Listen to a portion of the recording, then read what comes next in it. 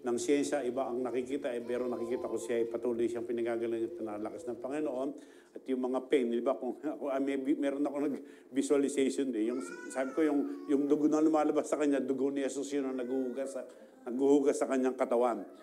Kasi press na press talaga yung blood na lumalabas sa kanya. And then yung pain na yun, ang nakikita ko, pinakikita sa Panginoon sa akin, kasi inalis niya, merong scar na galing pinag-alisan ng mga bukol na, and then if that is being removed with the power of God, ay nandoon yung pain, no? Dahil nililinis siya at ang patuloy ko nadidinig sa Panginoon na inalis na niya anuman lahat ng mga bukol sa nasa loob ni Tita Deng. Kung ano may nakikita pa ng medicine, it's by faith na tayo naniniwala na ang ating mga may karamdaman ay pinagaling na. Amen po? Sabi natin, imposible. But sabi namin, walang mahirap sa Diyos. Ito yung pinananampalatayaan natin at ang Diyos talaga ay kumikilos talaga in maraming paraan na ang kaya niyang gawin at hindi natin kayang paniwalaan. At kaya nga, importante na sa atin ngayon ay yung magtiwala at paniwalaan talaga. And alam ko, madalas kung anong sitwasyon natin, parang yun yung pinakamahirap. But that is not the case. No? lahat ng bagay ay nangyari na, sinabi nga ng 1 Corinthians 13. So, bago mapunta sa lahat, ang mahaba lahat yung ating mga testimony ngayon. No? Salamat sa mga namumuno sa ating pagpupuri. No? Si Kuya Berhel at si Kuya Roderick. No? At ngayon, ang tanong natin sa ating sarili, ano nga ba talaga ang buhay? What life is all about, no? Kapag ang buhay natin nung wala tayo sa Panginoon, ay talaga namang laging malas talaga. Panay na lang talagang inaalat ako. So, ngayon, habang nalalaman natin, bakit tayo every week meron tayong testimony, meron tayong nakahandang sasabihin, dahil alam na natin yung what life is all about. Diba, Kuya Bong? And kung alam na natin kung kanino tayo magko-communicate sa Diyos lamang na pinagmumulan ng buhay. Amen po? At hindi lang sa pinagmumulan ng buhay, siya mismo ang buhay. He is the way, the truth, and the life. So, ang para sa Friday po na ito, sa buong buwan ng October, nagbubulay-bulay tayo. Ano nga ba ang lahat ng bagay dito sa buhay na ito ay yung God's purpose for your life. No? Marami na sa atin na unawaan na natin na anong purpose natin. Ngayon dati, punta tayo sa abroad, magsapalaran tayo doon. Ang salitang sapalaran, di ba maghahanap ka ng swerte kung... Amen po, salamat sa Panginoon at dinako niya tayo at yung nito aksidente. Analina na po. Palagi tayong hinahanap tayo ng Panginoon at inaakay niya tayo sa pinakamabuti. Let's all pray. Panginoon, salamat po sa araw na ito, sa mga nagdadaang buong buwan ng October na to, itisig patuloy. Wala po, sa parang nakikita namin sa aming buhay ngayon, wala nang araw na hindi challenging at wala namang araw na hindi blessing, wala nang araw na hindi pinakikita mo sa amin kung ano talaga yung purpose namin. Panginoon, wag sa aming pag-aaral ngayon, maranasan namin na pagkatapos namin marinig, lalo ang yung mga salita ay lalong maging mas malinaw ang purpose ng aming buhay, bakit kami pinanganak, bakit kami nandito. Sa pangalan ni Jesus, Amen. Amen po. So, ang malaging tanong, kaya nga kay Rick Warren, kaya po gumawa siya ng isang aklat na yun din, pero hindi yun ang gagamitin natin. Sinabi niya, what am I here for? Nung ginawa na natin itong isang mga nagdadaan taon ng pag-aaral nito, what am I here for? Isang tanong. If you think we have just evolved from nothing, no, meron tayong maniwala na yung evolution, nag-evolve lang tayo, nagkataon lang, yung Big Bang Theory, bigla na lang naging bulaklak, bigla na lang. Wala nga pong purpose pagka ganon. Merong mga atheist, ano bang ibig sabihin ng atheist, Kuya Bong? Puro ate. Tawag ng tawag sa ate. So, ito ba yung mga hindi naniniwala sa Diyos at maraming iba-ibang klaseng atheists. Atheists do not believe that life is inherently purposeful or meaningful. Kasi sabi nga ng ibang mga atheists, ng mga scientists, sabi niya, we don't even need God to create the world. No? Hindi daw kailangan ng Diyos para dahil nangyayari ang lahat lamang through random reactions. Amen po. Pero alam natin kung paano ka-perfect, no? Even yung solar system, lahat ng bagay na nangyayari, even yung panahon, yung halaman, ay nakita natin may purpose ang bawat bagay, sa bawat oras, sa bawat pagkakataon. Meron din mga nagsasabi, if there is a God, which we believe, ako bilang mga mananampalataya, wag na sa atin manggaling na wala namang mawawala. Kung manampalataya ka, baka malay mo, may Diyos nga. Amen? There is God na nag-create sa atin at siya ang pinagmumulan na lahat. No? Mali pong sinasabi na wala namang mawawala, maniwala ka na. Maniwala ka na meron talagang Diyos and then at meron siyang plano para sa ating buhay. Meron purpose ang ating buhay. As we realize now, hindi po ba, nanggaling tayo kung saan tayo pinulot na kung ano-anong sitwasyon tayo nanggaling at magkakasama tayo ngayon na hindi tayo magkakakilala, tinawag tayo ng Panginoon upang i-testify ang kanyang kabutihan sa atin. So, and God shows us what purpose in our scripture for today. No, marami po tayong bagay tungkol sa purpose. Maraming verses. Kung titingnan nyo po yung... Ngayon, madali naman po maghanap na ng no? Kung kayo inassign, madali na maghanap ngayon ng Bible verse na ano yung God's purpose. Lalagay mo lang sa yung Google o sa Safari. Sabi mo, verse, God's purpose for my life. Makita mo, ibibigay. Pag nakita ng cellphone mo yung verse, hindi siya naghahanap ng iba pang verse, kundi verse referring to the Bible. Kaya pag binuksan mo yung cellphone mo, at meron kang wifi, makikita mo yung verse na kailangan. Isang verse na ating pag-aaralan po ngayon ay itong, yung nilagay ko po yung tatlong version dyan. So, mababasa po natin ang ating, the text that we are going to study is the 1 Peter 2:4-5. No po, ang sabi, and coming to him as to a living stone which has been rejected by men, but is choice and precious in the sight of God, you also as living stones are being built up as spiritual house. Underline and bold na po yun. For a holy priesthood, to offer up spiritual sacrifices acceptable to God through Jesus Christ. Meron po kayong mga alam na verse na related na doon, lalo na yung last line, yung sacrifices acceptable to God. Tingnan ko po yung iba pang mga version. Actually, itong version na to ay doon sa New Living Translation, sabi, we are coming to Christ who is the living cornerstone. No? Batong panulok, yung cornerstone, ang sinasabi na, of God's temple. He was rejected by people, but he was chosen by God for great honor. Di ba maraming nag-reject kay Jesus? No? Pero tayo, and sabi ni Peter, si Peter po itong, si Pedro pa din na alagad ni Jesus ang nagsulat doon sa unang Pedro, gumawa siya ng sarili niyang aklat na, and you are living stones that God is building into His spiritual temple. What's more, you are His holy priest. Though through the mediation of Jesus Christ, you offer spiritual sacrifices that pleases God. Tagalog po, lumapit kayo sa Kanya, no? Kasi pagkatapos niyang ipaliwanag ni Peter kung yung kagandahan na loob ng Diyos at talagang ano yung kabutihang ginawa niya. Kaya sinasabi niya dito, kaya nga kayo ay lumapit sa Kanya, siya ang batong buhay na itinakwil ng mga tao, ngunit pinili ng Diyos na mahalaga sa kanyang paningin. Sa ibang pan, chosen and precious. No? Pagka-chosen, piling-pili at talagang mahalaga. Tulad ng mga batong buhay, maging bahagi kayo ng isang templong spiritual, no? May vision talaga, material, tangible. Bilang mga paring itinalaga para sa Diyos, mag-alay kayo sa Diyos ng mga handog na spiritual na kalulugod-lugod sa Kanya, alang-alang kay Kristo. Unang Pedro 2:4-5. Hallelujah. Dito nabasa natin sa talatang ito, mula dito meron tayong outline. Yan. Susunod na po tayo kay Pastor Atonet, dapat may outline. Ba't ganun? Yan.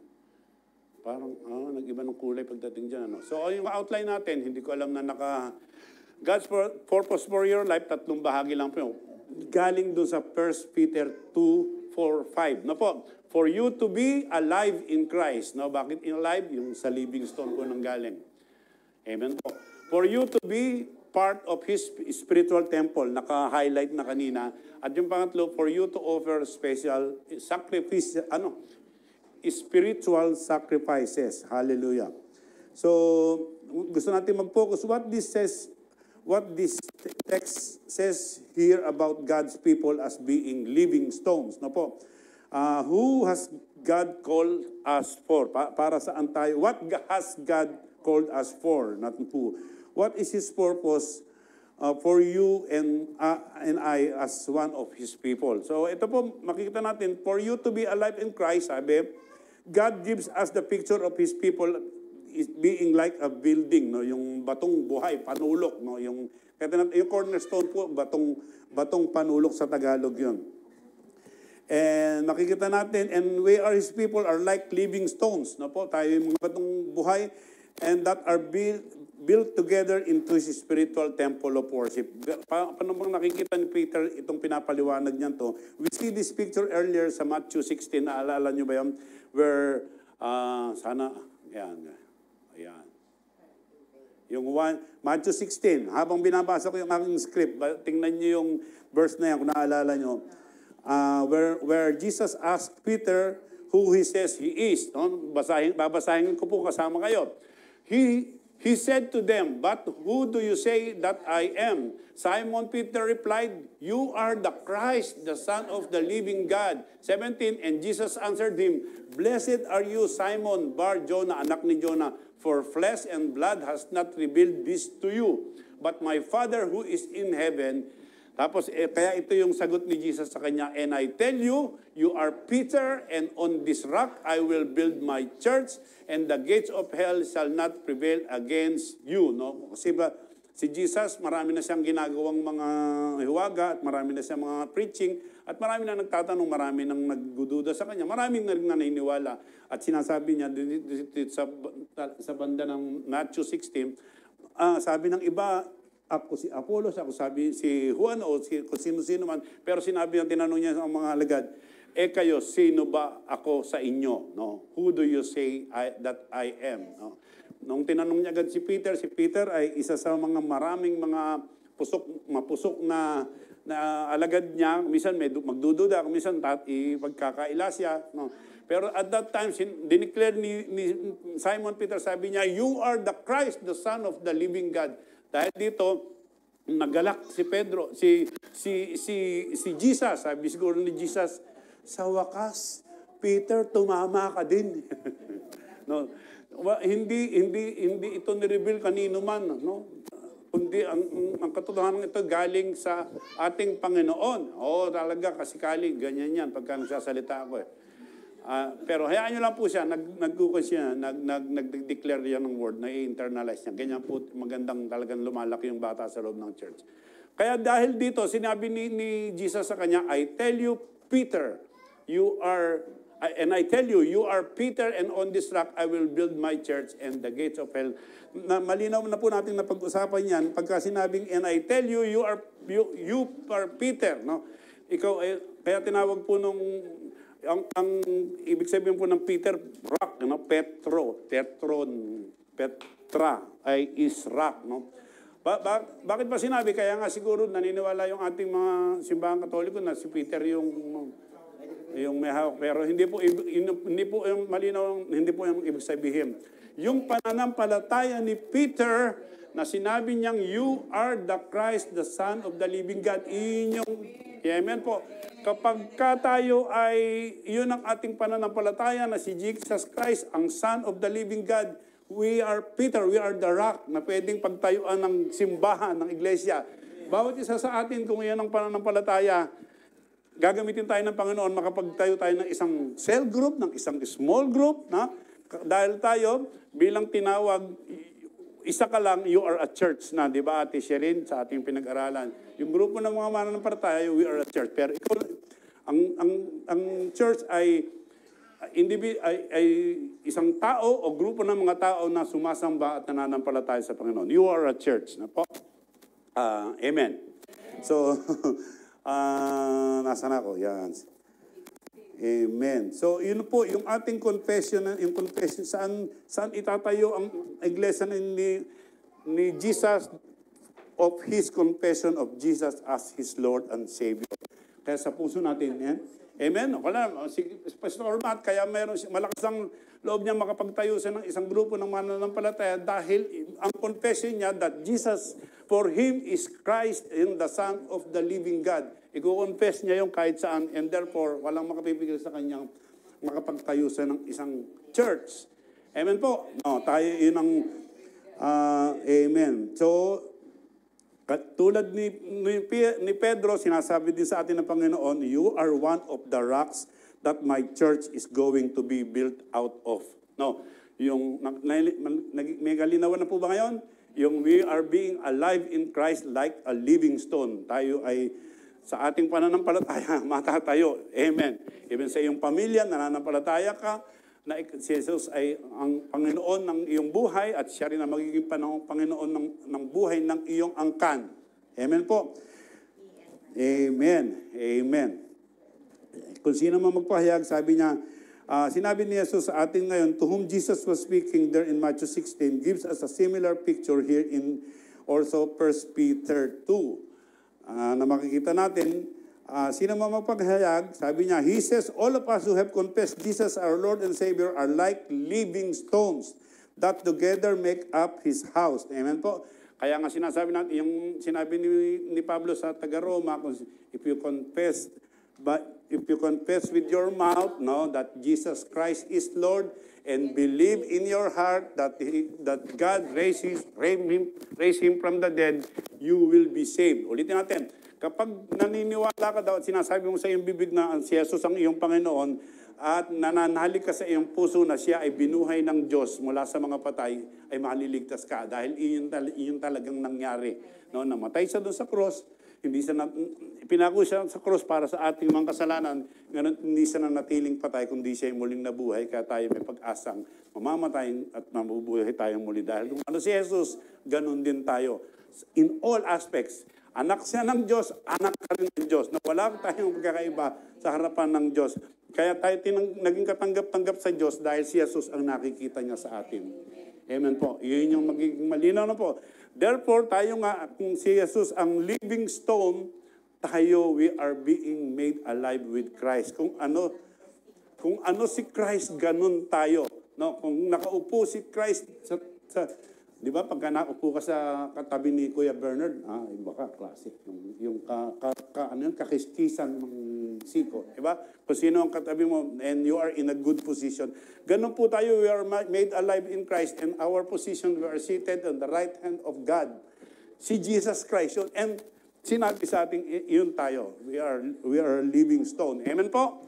At ito ang pinapahalagahan natin. Ngayon, but the word living is important. But Peter says we are living stones if it is Jesus who makes this living stone. No, kung si Jesus ay nasa atin, alam po natin in the beginning, Genesis 1:26, lagi natin nadidinig yun, na maganda ang plano ng ating ng Diyos sa atin na pinlano niyang lalangin ang tao sa kanyang wangi. Siya lang yung ang tao lang ang kanyang in his same image, in his same likeness. And then hindi lang tayo ginawang sunod-sunuran lang o utusan lang, kundi binigyan tayo ng dominion over the birds of the air, fish in the sea, lahat ng gumagapang, no? Meron tayong free will.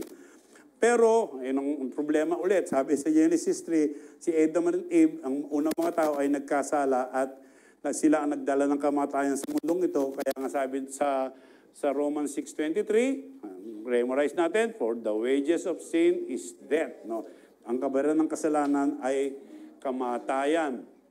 Yan, nandito na pala ako. Marami na pala. Late na pala ako kasi hindi gumagalaw yung taga-media eh. So, yun po. Sige po, tulak nyo na lang.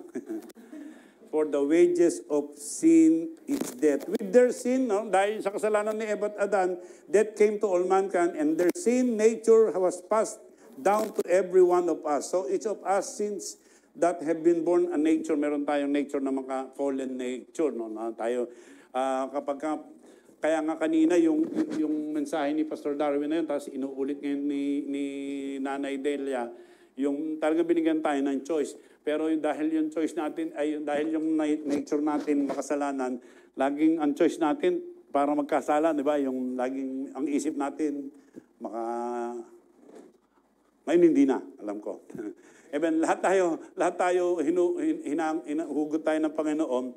And kami, Ano ba, ako, tinawag akong pastor, marami kong pwedeng gawing iba pa.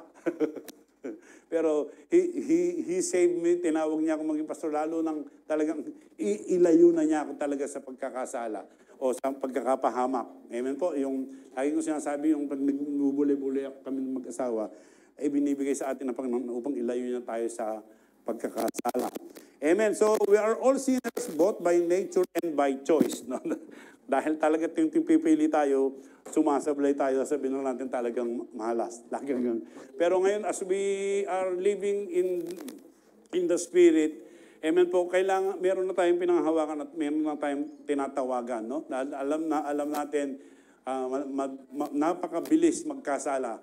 Between mag-asawa, between magkasama sa trabaho, magkapatid, magkaibigan, laging merong chaos, laging may gulo. No? Kaya napaka-importante yung presensya ng ating Panginoon. Kami ni Kuya Gerald, araw-araw, nagagalit na ako sa kanya ngayon habang tumatagal eh. Sabi ko dahil gusto kong yung kasi meron akong mga objective na gusto kong nagagawa na nila.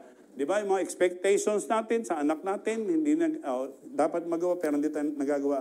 Kakaroon na tayo ng mga... But sa lahat ng ito, namatay si Jesus para sa atin. Si Jesus ang mabuting balita. Amen? The famous verse na natin ngayon, sabi niya, for the wages of sin is death. Yung death na yun, yung pagkahiwalay natin. No? Maliliw po yun kay Kuya Verhel, kay Kuya Roderick na dahil sa ating pagkakasala, nahiwalay tayo, spiritually dead tayo. No? Dahil tayo, ang koneksyon natin sa Diyos ay espiritu. Katawan lang tayo, inilagay yung putik na hinubog mula dun sa creation, ito yung talagang nature natin, hinubog tayo mula sa putik at hiningahan. Yung hininga is yung espiritu ng Diyos. Nung hiningahan, sabi, at ito'y nabuhay at naging buhay na kaluluwa. Kaya nagkaroon tayo ng katawan, meron tayong espiritu at meron tayong kaluluwa. Lahat nanggaling sa Diyos. Amen po, even yung katawan na lupa, nanggaling sa Diyos na nilikha niya. At yung tayo ay espiritu. We are spirit being na nakaugnay, nakakonect sa ating Diyos na espiritu. Kaya sabi sa John 4:24, ang Diyos ay espiritu, at lahat ng sa Kanya yung magsisisamba ay dapat siyang sambahin sa espiritu at katotohanan. Kaya napakabuti ng Panginoon dahil kung magkasala tayo diretsyo na talagang sa kapahamakan, sa kaparusahan. Pero sabi, but the free gift of God is eternal life by your good works ba?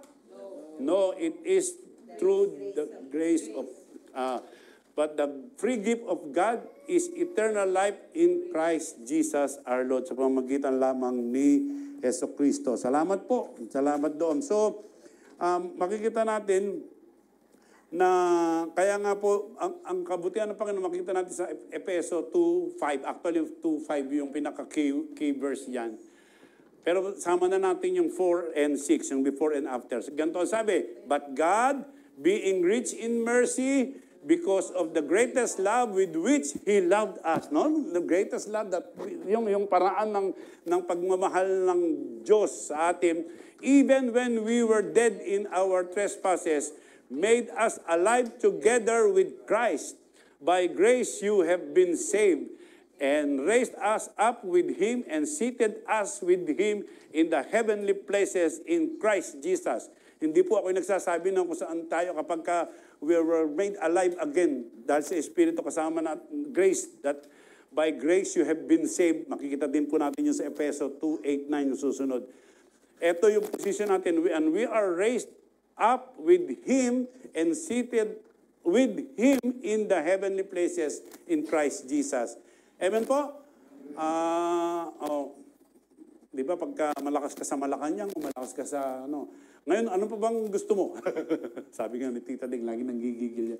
Alam ko, yung meron siyang nanggigigil siya sa mga hindi po maniwala sa Panginoon. Amen po. Ay, alam naman natin yung it takes time, no, yung proseso na ito.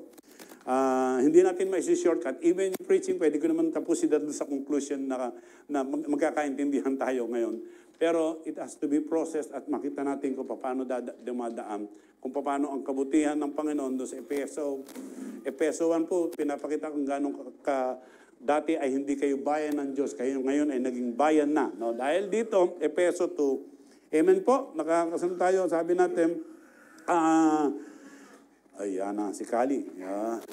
So, and what's happened to us ay mangyayari. We are dead stones in our sin. Babalikan lang natin. Ito na tayo ngayon. Tayo ay patay na mga na batong alam niyo ba yung sinasabi? Alam niyo yung batong buhay, ano?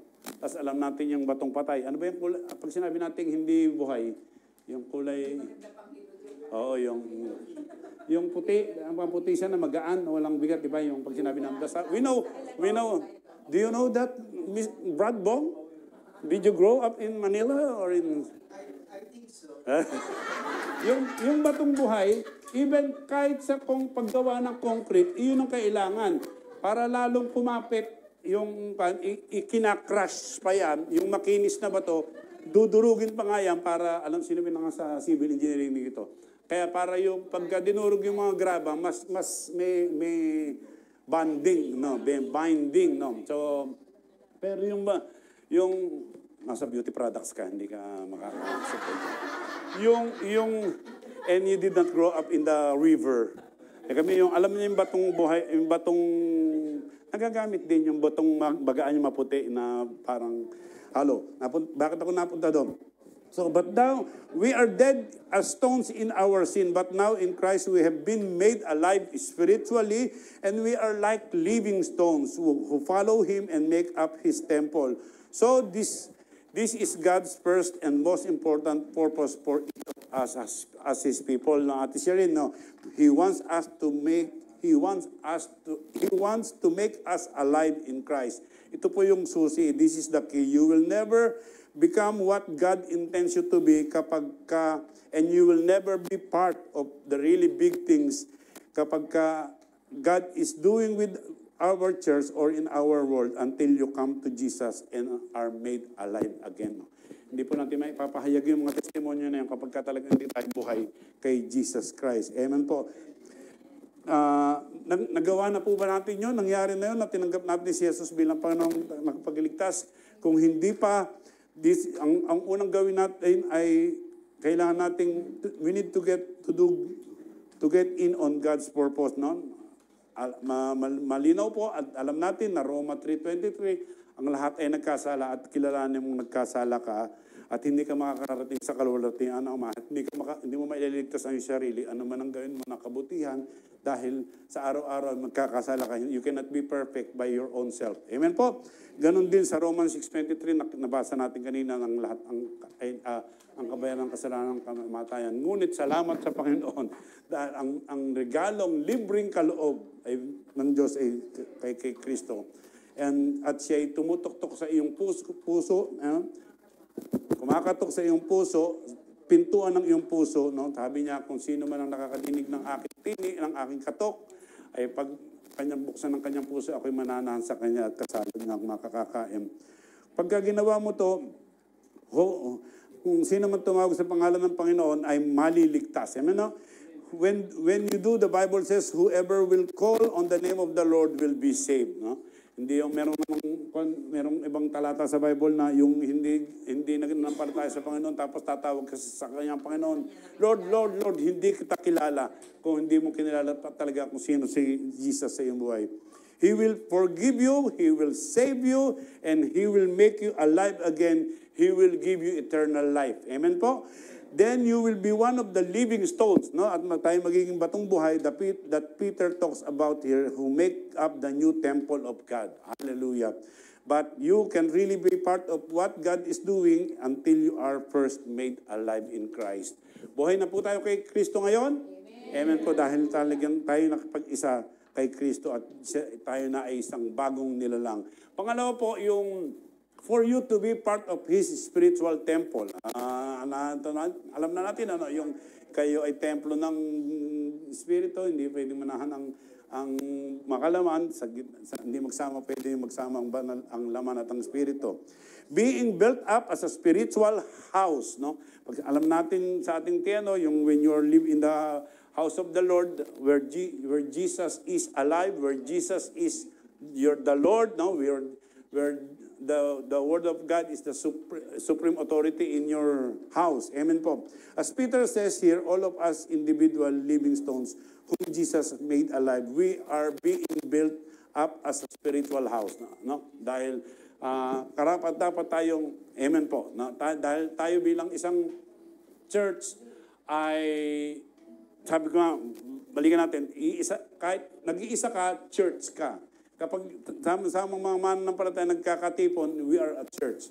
Nagkakasama sa isang building. Hindi yung, amen po, kamukha lang din yun ng katawan. Ang katawan natin, hindi yung katawan, ang flesh natin, ang nakikipag-ugnay sa ating Diyos, kundi ang ating espiritu. So tayo as a church, hindi yung building, hindi yung malaking, kung maganda man yung building mo, kung may tulis man yan, o may cross, hindi yun. Kundi yung mga taong nananampalataya at sumasamba sa ating Panginoon. In Old Testament, God had the people of Israel bring all the materials to build the tabernacle. No? Kung makikita natin, alam mo natin yung istorya kung paano tinayo yung mga templo. No? Mga templo na tinayo ni David at Solomon, may mga ginto daw yun. Tapos sa pag-aaral, marami daw ginto na yun galing sa Pilipinas. Meron pong kung papanoorin niyo po yun. Pero sino pa yung nakapagbiyahe na dyan sa mga ancient countries? Kami po ni Tita Ding, nakarating kami dyan sa Lebanon. Ang dami palang mga templong tinayo. Actually, sa Kuwampa yun, yung mga pagano pa. Napunta kami doon sa mga lugar na nag-aral tayo ng mga humanities ng Venus. Temple of Venus, Temple of Bacchus, Temple of Jupiter, yung lahat ng mga Greek mythology na yun. And mga templong talagang pinaglaanan. Amen po. Hallelujah.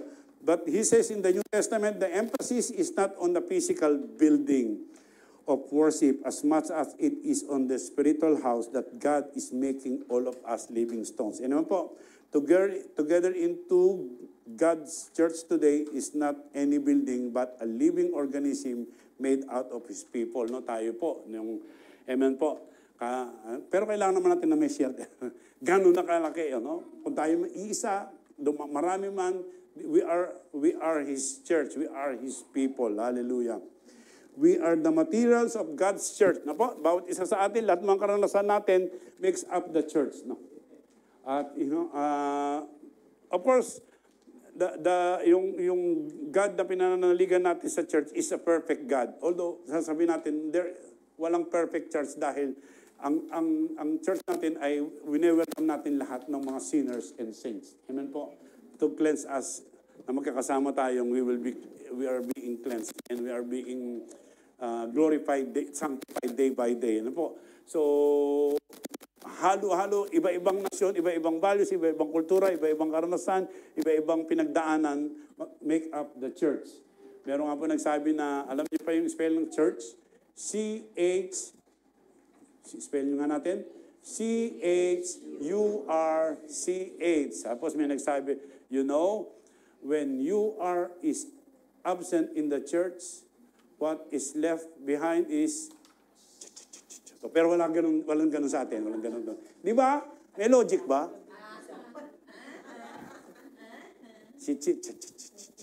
Di ba C-H-U-R, anak? Tapos C-H. Pag inalis mo yung UR, ang matitira, CH, puro mga marites yun. Bakit wala siya? Hindi po, walang ganun sa atin. Kung sino man ang mawala ay ating pinanalangin at patuloy nating pinanalangin. At kung wala pa dito, ibig sabihin, di ba si Jesus sinabi niya yung mga tupa, no, meron pang andoon sa kabilang kawan. Amen po. So, lahat tayo make up the church. And po, ano man kalagayan natin, kahit hindi ka pa persuaded sa ngayon, ay you are part of. We must be very excited about yung building the church na sama-sama tayo. Hindi po ba nararanasan natin ngayon, di ba? Ang church po, okay man kung mag-5 lang tayo dito, 8 tayo. Kung nagmi-mission naman tayo lahat, walang problema. Kung nauwi naman tayo, may mga circumstances tayo. And hindi po, dinignan ng Diyos yung kami mo, o ang importante dito yung puso nating sumasamba sa Kanya na we are true worshipers. Amen po? Hallelujah, no? Na yung malungkot na kanta, mabagal na kanta, bigla mong mapapasaya si... Nakakatuwa. Di mo ba? Ako yung nagpupuri talaga ng umahanga kay Pastor Bernard kung paano niya na. May mga variation, iba yung mga paraan ng buhay natin. It can vary, nang babago-bago. And hindi yun po hindi yun ang dulo, no, kundi ang kaluwalhatian ng Panginoon. Amen po. Pangatlo agad. Mahaba kasi yung mga... number 3 ay yung for you to offer, yung God's purpose for your life. Una, yung for you to be made alive in Christ. No? Buhay. Mahirap yung kasama tayo. Wala namang kabuhay-buhay. No? Dati, paggising natin, pupunta tayo dito. No? Paggising natin, nung matagal nang hindi tayo sumusweldo, every morning is a blessing. Ba? Sasabihin natin to. Parang masasabi, every gising is a blessing. Pero nakilala natin ng Panginoon, kahit di pa tayo sumusweldo, every gising is a blessing. Amen? Alam natin. Diba? Kasi pag gising na natin, salamat sa Panginoon. Papasok na naman, hindi naman kami pinapasweldo eh. No. Minsan, tayo, haba na ng tulog, ala pang pasalamat. Yan. Hindi ba, mami? Tita din, o yan. Minsan kasi pagod pa din siya pag ising niya, kasi doon sa kasi dumurog siya kagabi, tapos dudurog na naman pag umaga. Sino pa yung tumira ng morphine dito? Meron tayo dito. Kay Tita Deng, talagang sobrang loaded ng morphine ng katawan niya talaga. Kaya talaga pong, minsan, I pray na pagka nagsalita siya, sana laging oriented. No? Kasi madalas yung nagsasalita na siyang, nag-hallucinate na siya sa pagtumama na, wow, pre. Pero salamat sa Panginoon at siya... Salamat sa Panginoon, merong mga tumatawa siya, tatawa siya. Ang daming bata! Minsan iseshare ko sa inyo. Tapos minsan naman yung ang dami niyang, basta tumama ng gano'n. Alam ni Kuya Bong yan. And I pray, Father, salamat sa Panginoon yung... And even that, minsan kahit na nakainom na siya ng gamot, mag-hallucinate na siya pero hindi pa naalis ng... And all of this, nagkaroon kami ng fellowship ng pagpupuri sa Panginoon kasama natin ang Panginoon. Amen. Dito sa spiritual sacrifices, di ba sabi natin, di ba obedience is better than sacrifice. Ito ngayon, bakit ba doon sa talatang sinabi ni Peter, si Peter ay isa sa mga balimbing at, di ba, bago ang isip, takot, pero matapang, pero minsan matatakot, biglang iiwanan ka, gano'n. So, pero siya pinapaliwanag niya, but what is the living temple God is making out of us for? He says here, our purpose is to offer a spiritual sacrifices acceptable to God through Jesus Christ. Ano yung favorite na verse natin, Pastor Atonet, sa Roma 12:1 and 2? Sabi niya, parang ang saya nyo, ha? So, sabi niya, ano yan? Offer ourselves as a living sacrifice. No? Wag yung dead sacrifice. No? As a living sacrifice. Ialin nyo ang inyong sarili bilang handog na buhay. Kaya madalas sa atin, hindi man tayo nakakapagsimba kahit sa Pilipinas. Madalas sa Pilipinas, kung Katoliko ka man, pag Biyernes Santo. O kung hindi man, sigurado kapag nakahiga ka na sa kahon, siguradong pupunta ka na sa church, sa simbahan. Wag na yung oras na yun, huwag na natin hintayin that yung pamilya mo, ino-offer ka as a dead sacrifice. Kaya kasi sabi ni Pablo, offer yourself as a living sacrifice, buhay na patotoo, kalugod-loob, ano yung English? Holy and acceptable to God. No? Naging kaaya-aya, katanggap-tanggap at kalugod-lugod. No? Pagka nakakahong ka na, kilala ko yung naman yan. No? Minsan, sa mga pamilya, may mga kwento ko na rin, di ba pinaparangalan yung patay? Tapos, alam niyo po, itong mga dumaw, tapos sabi nung namatay yung tatay. Tapos maraming parangal na ginagalang na, tapos sabi nung nanay, halika nga dito, anak, tinan mo nga kung tatay may nasa kabaong. Amen. Hayaan nating, amen po. Mag-testify tayo sa Panginoon. Ay, natawa naman ito. Walang ganun. Wala nang parangal. Parangalan na natin ang bawat isa. Amen po. No? Let's glory. Parangalan natin, Panginoon, parangalan natin about that. That's why yung testimony natin na ginagawa is we are lifting up the name of Jesus and then we are lifting each one of us na, di ba, nagkukumustahan tayo, kumusta ka na, baka meron ka dyan, wala lang ganon. Wala, kundi pinapanalangin kita, alam ko, we are declaring yung favor of God, favor and protection ng bawat isa sa atin. Amen? Amen. Amen. So po, hindi po tayo tapos. Kasi simula pa natin sa number 3. So,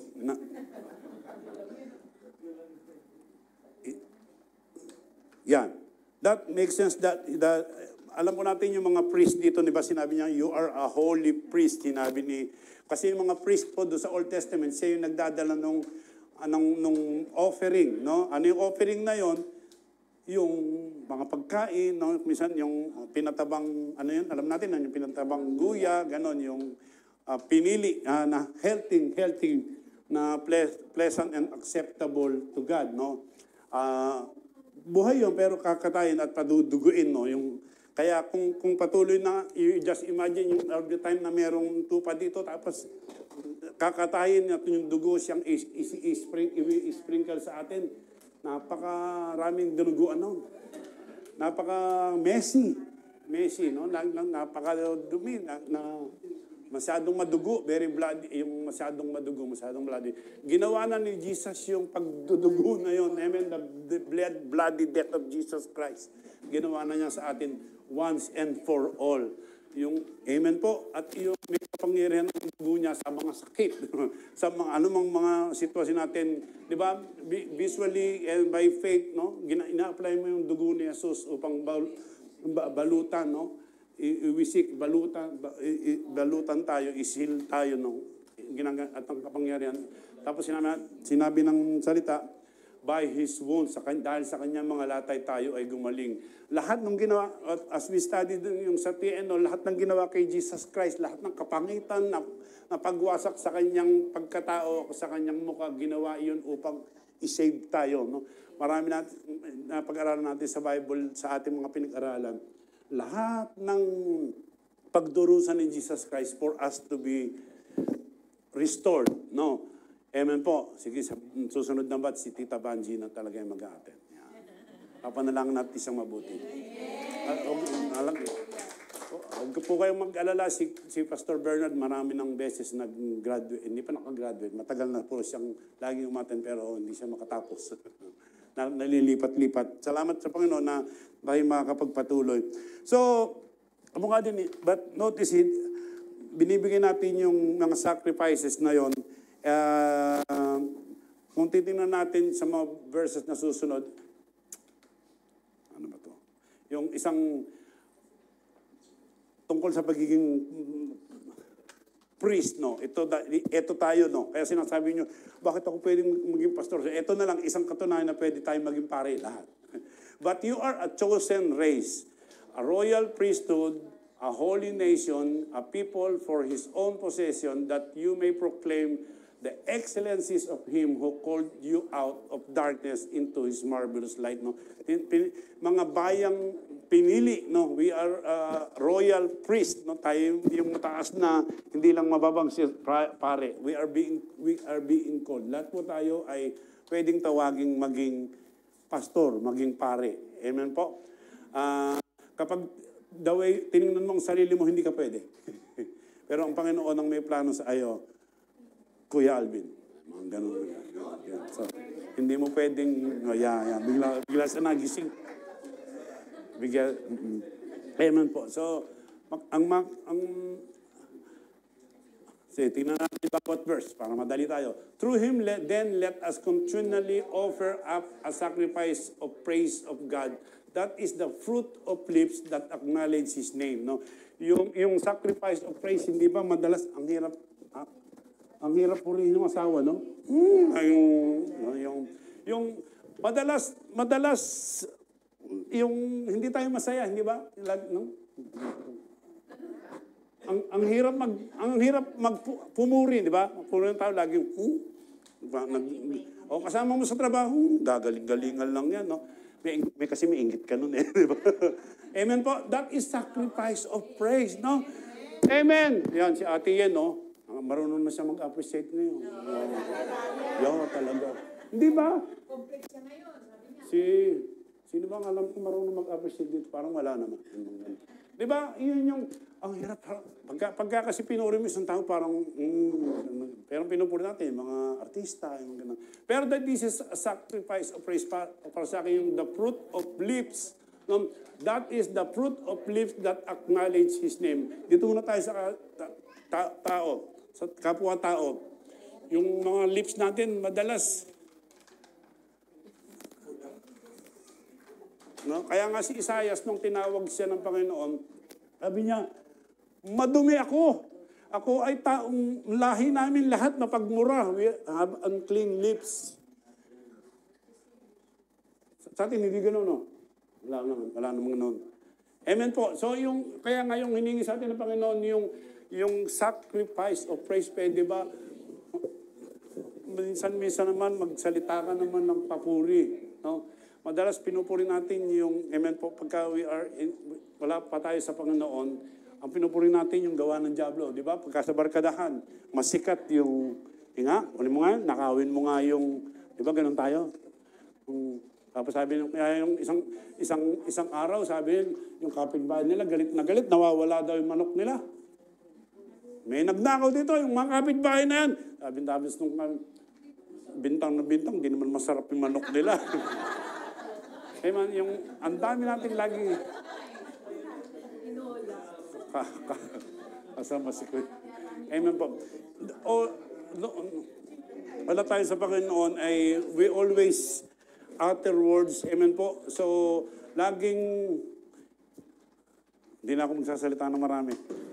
Hindi ko na kayo tatanungin. Pero dito po yung sinasabi kasi si Gideon, isa sa marami sa Bible doon, pag sinabing tinawag ng gagamitin ka ng Panginoon, hindi ako, ang dumi-dumi ko. Even sa bagay, si Pablo sinabi niya, ako yung pinakamasama, pero apostle na siya. And totoo namang, amen po. Buti lang si Kuya Raymond, natividad yung apelido, talagang banal yung apelido niya, nativity. Yung kapanganakan ni Yesu Cristo. Pero nakukuha niyo ba yung point ko? Hindi na akong papaliwanag. Na yung nais ng Panginoon, yung sacrifice of praise. No? Dahil lagi tayong nanunumpa, lagi tayong nagmumura, lagi tayong naninisi. And that is not, titingnan po natin yung sarili natin. Hindi talaga nalulugod ng Panginoon. Ang hiningi ng Panginoon, laging yung pagpupuri, pagpipraising. Na po? Kaya patawarin mo ako, Gerald, kapag napapagalitan kitang nagpaparamdaman akong naiinis ako. Ganun, no? So, kasi madalas naman, di ba? Buti na lang si Ate Maed, si Kuya Jonah, wala nun, talaga. We love each other. No? Hindi natin ito pinalalampas. And we pinagsasama-samahan natin to. Kunwari, naiisip nyo ba kung gaano yung hirap na dinaranas ni Pastor Bernard sa kanyang, siya, lahat ang gastos nila nandoon sa Pilipinas. Grabe yun. Sa St. Luke's. Ang natutuwa ako kay Kuya Bernard, talagang tama po yun. Sa mahal ka magpunta and quality nung naman. Alam naman natin sa Pilipinas may mga subsidy na yan. Amen po. Kung titingnan natin yung ating mga sarili, yung kalagayan natin, di ba? How much you have, yan, ate yan. Di ba? Wala namang pag-asa eh. Madalas yan. But when, in times, sige, ano sasabihin ni tita niya, sige, kayo na yung magkakansi at titignan ko kung pupuri kayo sa Panginoon. And we give a sacrifice of praise kasi pagka mayroong karamdamang sakit na talaga, parang hindi ka nagagaling at siguradong mamantay ka na. And that is, Lord, bakit ako ba? That is not the sacrifice of praise. The sacrifice of praise is you tend to blame, maninis ka ng iba, susumbatan mo ang Panginoon, amen po, pero sa nais ng Panginoon, ang sinasabi niya, lahat ng bagay nagmula sa Kanya, ang karapat-dapat sa Kanya ay papuri, magsamba. At kaya nga, actually, hindi niya na dapat ikabit yung salitang sacrifice. Dapat praise, to praise Him. But alam natin that because ang nature natin is not to praise but to curse, no?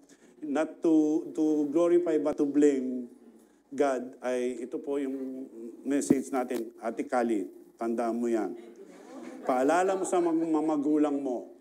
So, kaya ganito yung sa Psalm makikita natin, in the morning, O Lord, you will hear my voice. Ganito yung si David sa kanyang kalinisan ng kanyang puso, ito siya.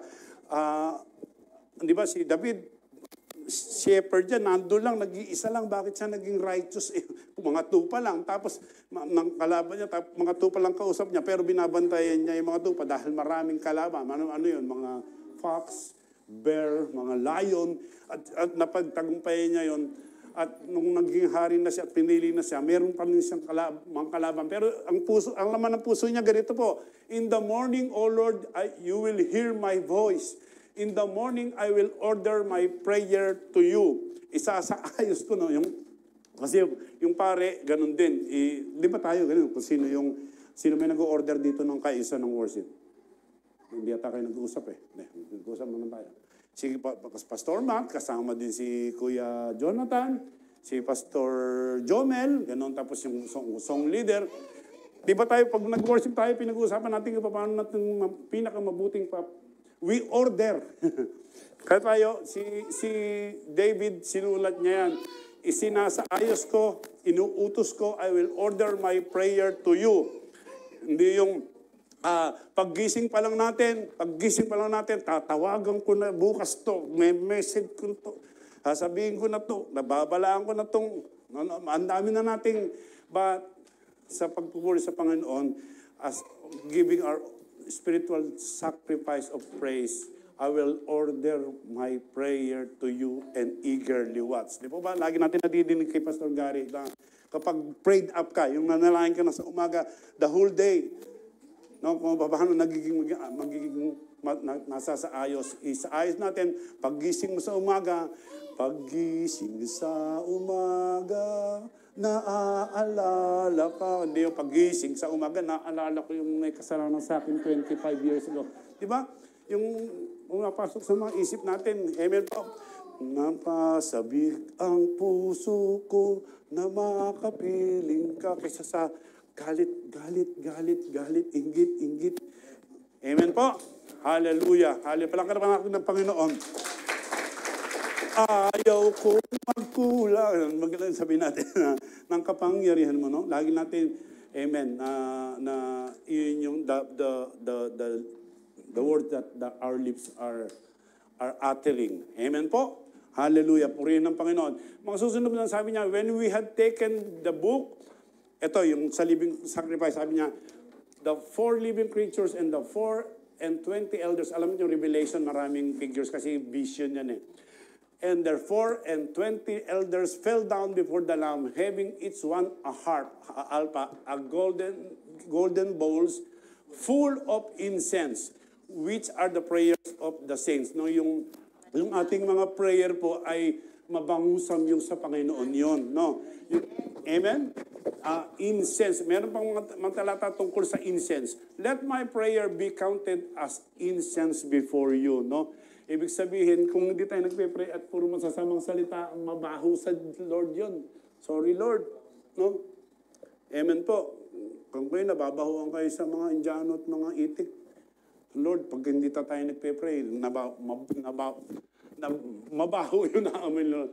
Kaya si Ate Image, meron kami mga sharing, meron siyang mga naaamoy, no? So that means you are full in prayers, no? Marami tayong mga vision ngayon, di ba? Marami tayong tinatanong na meron tayong nadidinig, meron tayong naaamoy na mabango, meron tayong nadidinig na mga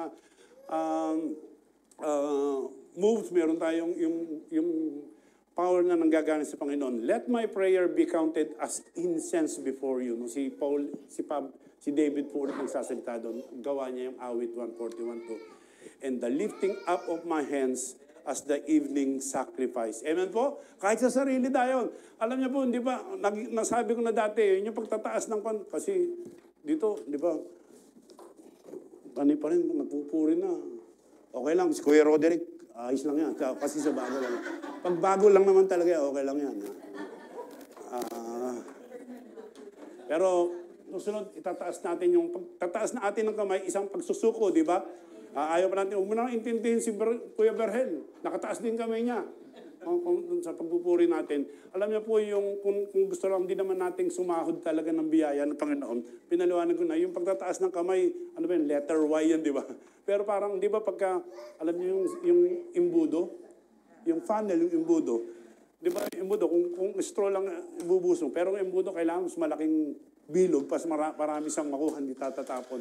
Hayaan natin yung mga kamay natin maging imbudo ng pagpapala para tanggapin natin. All the time, magtaas tayo ng kamay. Ito yung spiritual na imbudo. Pupunta tayo. Sa'yo lahat. Pag nagpaulan ng malaking pirasong real, kuha mo lahat. Amen po. Yung magtaas tayo ng kamay sa ating Panginoon. No? Bilang sign ng pagsuko at nung meron tayong malaking sa sahod ng lahat ng blessing.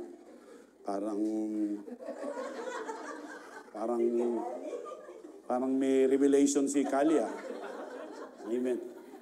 Hallelujah. Ito yung dito tayo po magwawakas before I say the silence and conclusion.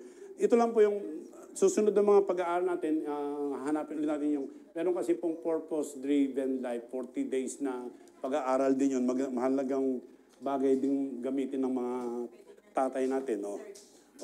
Balik natin ulit. Alam natin, kasi noon, yung church nagpamigay ng mga books na ito, yung 70 Utos, yung Purpose-Driven Life. Ewan ko po, nandun na yata sa Baladia. So, amen po. Ang unang purpose, actually, love God and love others. No? Yung kauna-unahan, di ba? Yun ang purpose ng Panginoon. No? Kung tinanong si Jesus, ano ba yung pinakamahalagang utos? Pag tinanong si Jesus at sinagot niya yung pinakamalaga, ibig sabihin, siya ay anak ng Diyos, siya ay Diyos. Sinasabi niya yung dapat mo. Even doon sa Lord's Prayer, tinuro niya, ito ang nais ng Diyos na madinig niya. Amen po, alas 6 na pala. May lalabas pa naman kami ni Ate Yen. Love God with all your heart, no? With all your love, your neighbor as yourself. We are planned for God's pleasure, no? Worship, no? Ang nais ng Panginoon ay worship natin siya. So your purpose is to love God through worship. Pangalawa po, yung love your neighbor as yourself. Ibig sabihin, we are shaped for serving, no? Maglingkod, no? Tayo ay hinuhubog para makapaglingkod, hindi para paglingkuran. So your purpose is to show love for others through ministry. Yung ministry po, ibig sabihin yung being servant, no? Ang mga pastor po, hindi po mga bosto. Servant, no? If you are ministering, you are looking at the needs of others. Yeah. Hindi lang yung assign ng assign, no? Hindi pwede pong sita lang ng sita. Amen. So, pangatlo po, yung sinabi ni Jesus doon sa Great Commission, go and make disciples. You were made for a mission. Tayo man, nag-aaral tayo, meron tayong mission sa buhay. Hindi tayo kanya-kanya lang o, amen po, o hindi ka putok sa buho lang, o hindi ka aksidente. Amen? We are made for a mission. So your purpose is to share God's message through evangelism. Mag-share po tayo ng Panginoon. Meron 5 po ito, galing po sa Bible, binuo ni Pastor Rick Warren, sinabi doon sa Great Commission, baptizing them into. No? So you were formed for God's family. No? Tayo po ay to worship, magkaroon ng fellowship. No? So your purpose is to identify with His church through fellowship. No? Hindi po pwede mayroong Lone Ranger, hindi ka po pwede. Totoo naman, pwede ka namang sumamba, mag-isa mo, mag-pray, mag-isa mo, pero ang kailangan natin merong fellowship dahil doon tayo nagkaka-sharing. Teach them to do all things. Sabi niya, you are created to become like Christ. No? Yung sinabi ni Jesus yun at sinabi natin, gusto niyang maging katulad tayo. So your purpose is to grow through maturity, through discipleship. Amen po? Hallelujah. So, tayo po, let's all stand. What about you? Are you feeling God's purpose for your life? No? Are you offering God's sacrifices of praise daily? Hindi lang minsan or pag-gising mo lang sa umaga, puro kaabalahan na. Do you just get up in the morning and go out about your day and never think about worshiping God? No? Pag-gising pa lang natin, salamat Lord. If that's what you do, then it doesn't matter na what you achieve or what do you do rest of the day. You have missed God's purpose for your life that day.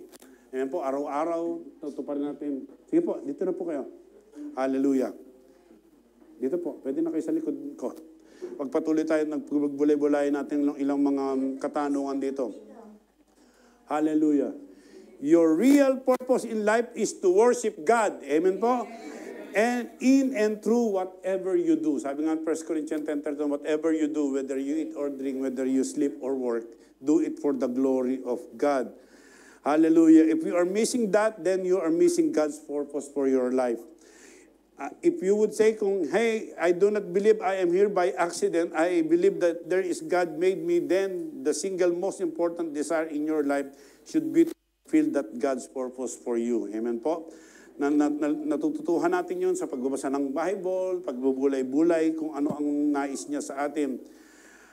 And sinabi nga sa atin ni Peter tells us here that God's purpose for you is to be alive in Christ, for you to be the temple, spiritual temple He's making out of His people, and that where you belong. And for you to offer Him spiritual sacrifices of praise and thanksgiving and prayer every day of your life. In Jesus' name, amen, amen, amen.